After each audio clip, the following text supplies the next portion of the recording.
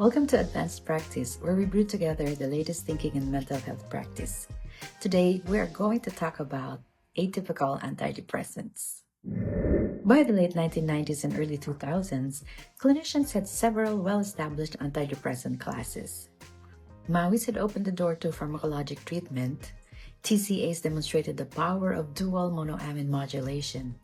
SSRIs introduced safer, more selective serotonin targeting, and SNRIs reintroduced norepinephrine into the equation while maintaining better tolerability.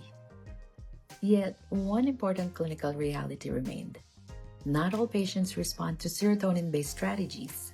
Some struggle primarily with low motivation, impaired concentration, insomnia, weight loss, or anxiety symptoms that do not fully respond to traditional antidepressants.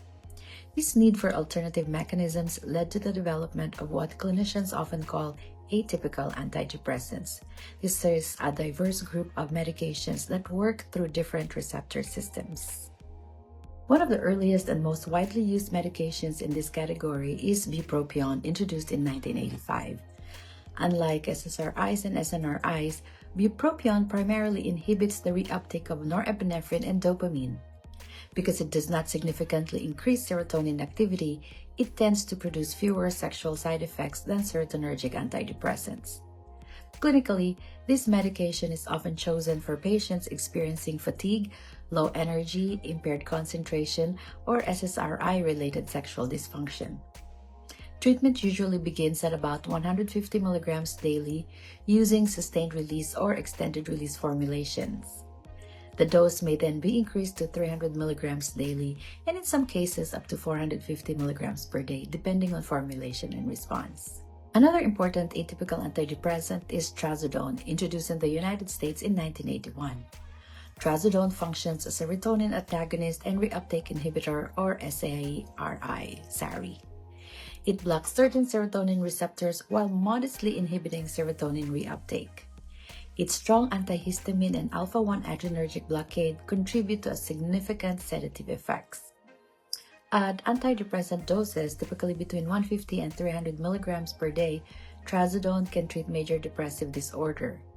However, because of its sedating properties, it is far more commonly used at lower doses, often between 25 and 100 milligrams at night, for insomnia associated with depression or anxiety. A related medication with a similar pharmacologic approach is nefazodone, introduced in 1994. Like trazodone, nefazodone blocks certain serotonin receptors while inhibiting serotonin reuptake.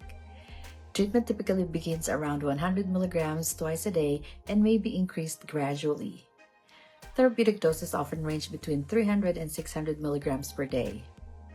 Although effective in depression and anxiety symptoms, its use declined significantly after concerns emerged regarding rare but serious liver toxicity. Another widely used atypical antidepressant is mirtazapine, introduced in 1996.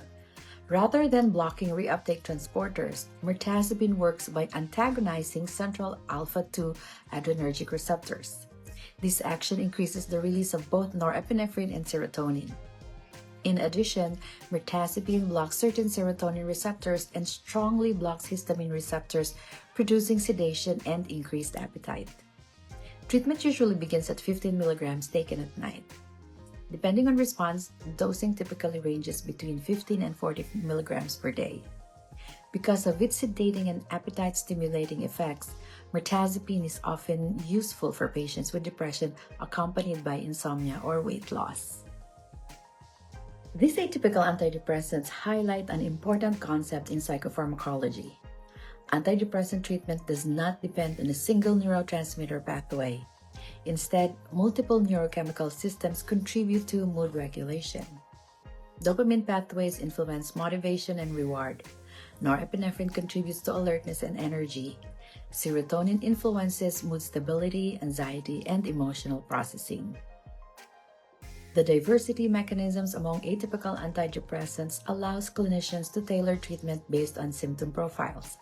A patient with severe fatigue and sexual side effects may respond well to bupropion. Someone with insomnia and poor appetite may benefit from mirtazapine. A patient with depression complicated by sleep disturbance may respond to low-dose trazodone as an adjunct. Like other antidepressants, these medications still require several weeks to produce full clinical effects. Their impact unfolds through downstream neuroadaptive processes involving receptor regulation, gene expression, and changes in neural network plasticity.